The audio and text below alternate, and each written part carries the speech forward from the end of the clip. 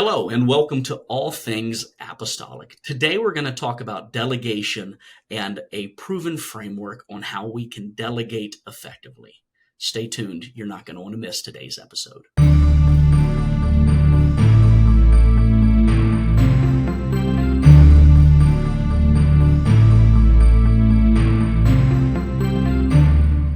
Hello, and welcome to All Things Apostolic. My name is Dr. Kasey Sees. And in this episode, we're going to be talking about effectively delegating within the local church. When we look at the Bible, there are quite a few passages in which we could refer to that talk about delegation.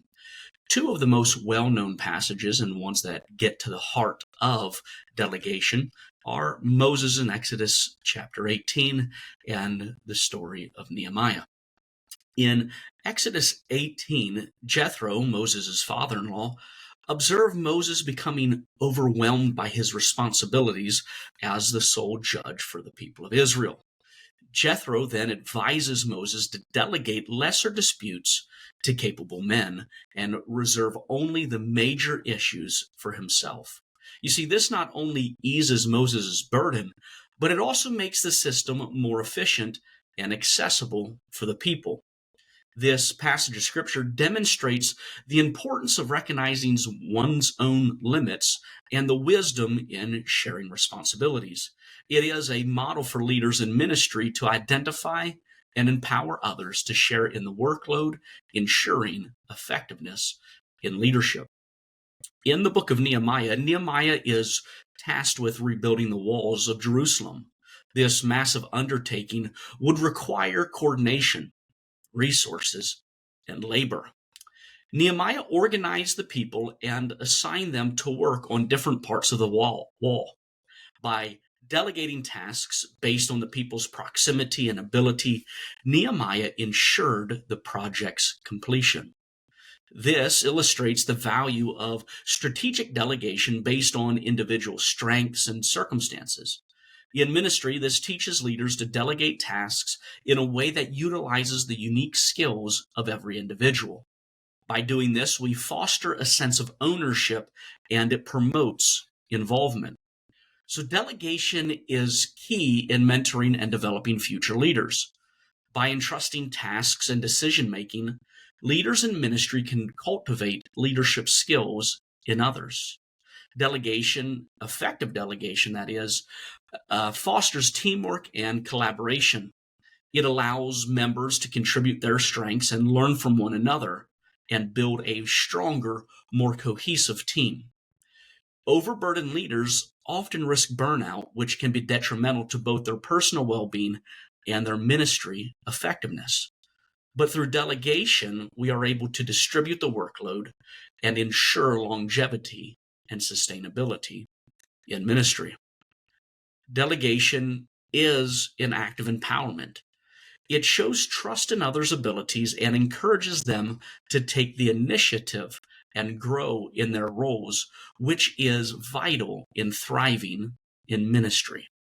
So when we look at delegation, one of the issues that most leaders have when they approach the topic of delegation is the thought that it's either zero or all the way. But effective delegation actually requires adaptive levels of delegation. And so today we're going to talk about 5 different levels of delegation that move the individual from more of a directive stance to empowerment and making those decisions themselves. And so the first level is what I would call directive delegation. Directive delegation is precise instructions and close guidance. At this level, the leader provides clear, specific instructions for tasks and projects. The focus is on detailed guidance to ensure that the delegated task is carried out exactly as envisioned. This approach is particularly effective in situations where there's little room for error or the task requires adherence to strict standards or procedures. It's important for the leader to communicate objectives and the expected outcomes and any relevant constraints or guidelines clearly and comprehensively. This is ideal for training new volunteers or staff. Directive delegation is particularly beneficial in onboarding new team members. It helps newcomers understand standards, processes, and the values of the ministry. During this initial phase, the leader takes on a more hands-on role in training and mentoring. This level of involvement is crucial to build confidence and competence in new volunteers or staff. And when we look at this approach, we have to understand that this approach allows new team members to gradually acclimate to the ministry environment and expectations, and it reduces the likelihood of mistakes and misunderstanding. This level of delegation also focuses on teaching and accuracy, not micromanagement. The intent of directive delegation is not to micromanage, but to provide a foundation for learning and growth. It's all about equipping and guiding rather than controlling each step. The leader should be available to answer questions, provide clarification, and offer feedback. This supportive presence is essential for building trust and encouraging open communication. It's crucial for the leader to recognize the difference between offering guidance and taking over the task. The goal is to develop the delegatee's skills and confidence, gradually reducing the level of direct oversight as they become more proficient. The second level of delegation would be what I would call investigative delegation. And this is really a seek and show step.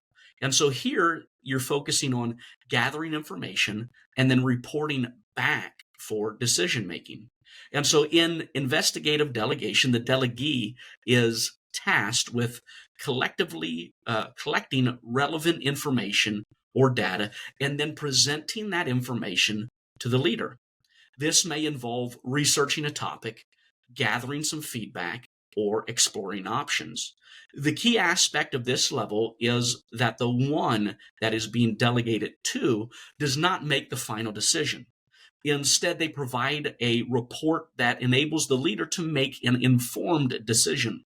This approach is particularly effective when the leader needs to make decisions based on thorough research, but may not have the time or resources to gather the information personally. This is useful for exploring possibly new ministry opportunities or understanding needs within the community in which we minister. Investigative delegation is ideal for situations where the ministry is considering new projects, maybe outreach programs, or needs to understand the evolving needs of the community in which they minister. By delegating the research aspect, leaders can tap into the diverse perspectives and skills within their team. You see, it allows different team members to contribute their insight and expertise, potentially uncovering new angles or considerations that the primary leader may not have. This form of delegation also serves as an opportunity for team members to develop their research and analytical skills, which are valuable for growth within ministry. This also encourages initiative in research while retaining decision authority. This particular level of delegation encourages the delegatee to take initiative in their investigative role, foster a new sense of ownership, and it creates a responsibility in their work. And so while the delegatee has the freedom to explore and gather information, in this level, the final decision power remains with the leader. This structure ensures that decisions align with the overall vision and goal of ministry. The leader's role is to provide clear guidelines on what information is needed, to offer support and resources if necessary, and be open to the insights and findings brought forth by the delegatee. The third level is more of an advisory delegation. And so here, the delegatee is going to explore and they're going to propose. And so what we're starting to see is that each level of delegation moves closer to empowerment. And so in advisory delegation, the delegatee is responsible for collecting the information, analyzing the information, and then making a recommendation on what they think.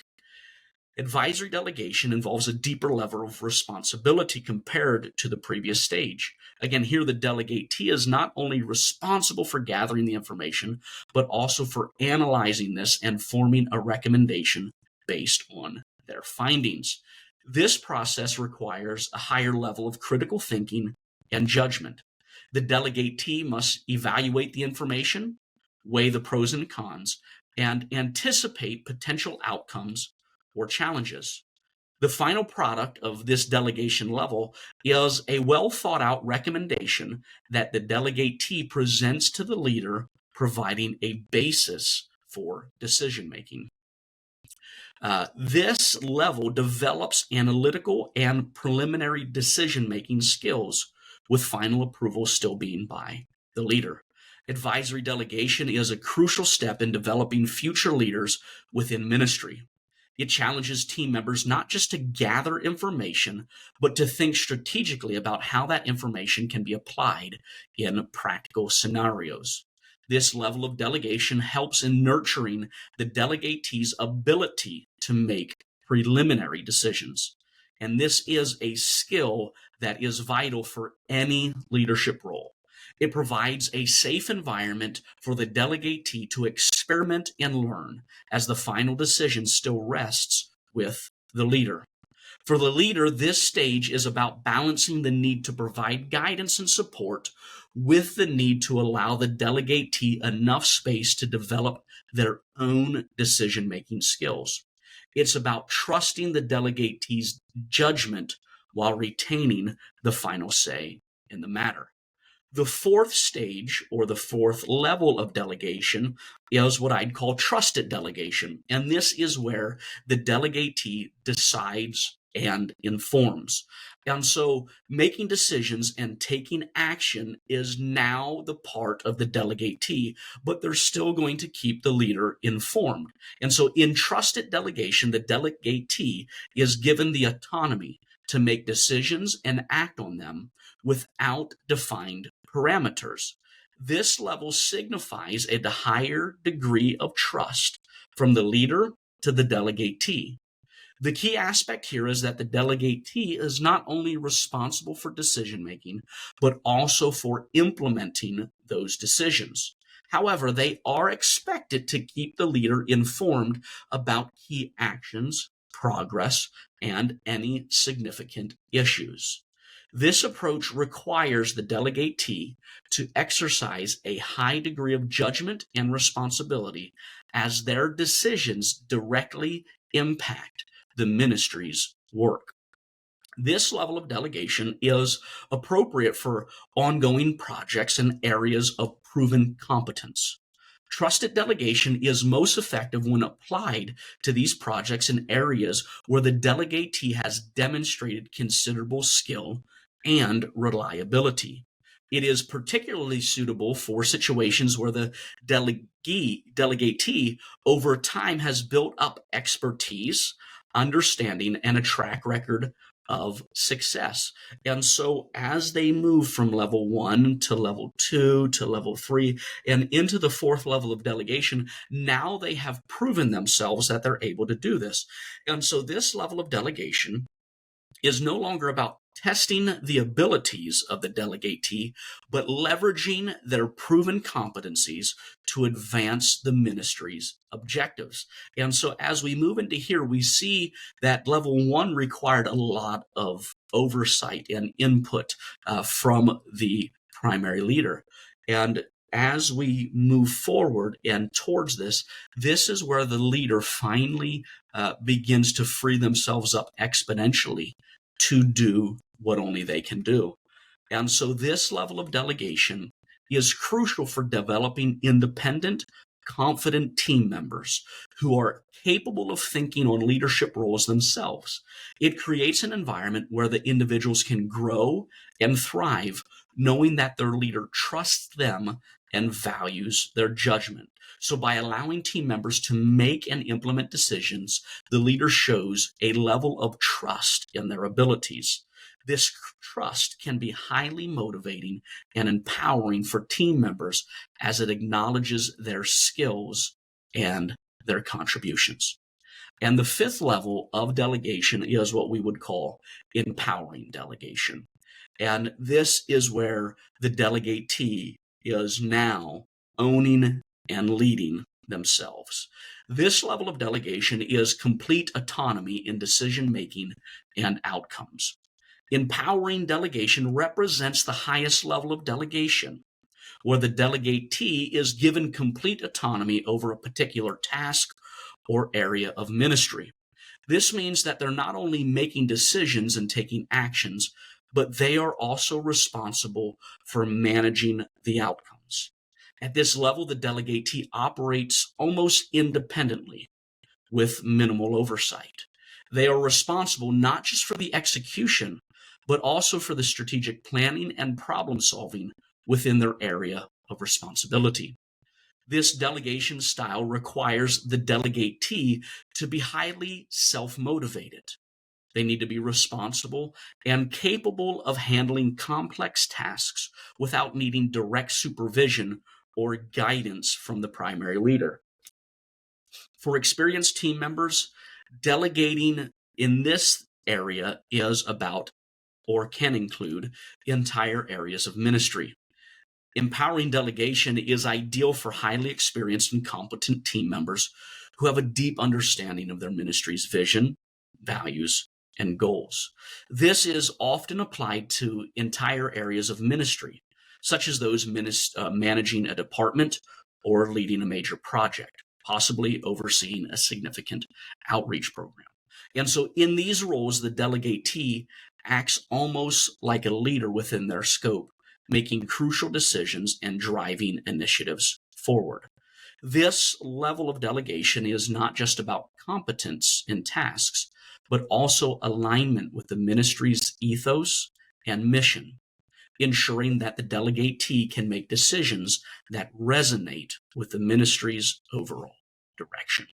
And the fifth level of delegation signifies full trust, used when the delegatees demonstrate success and value alignment.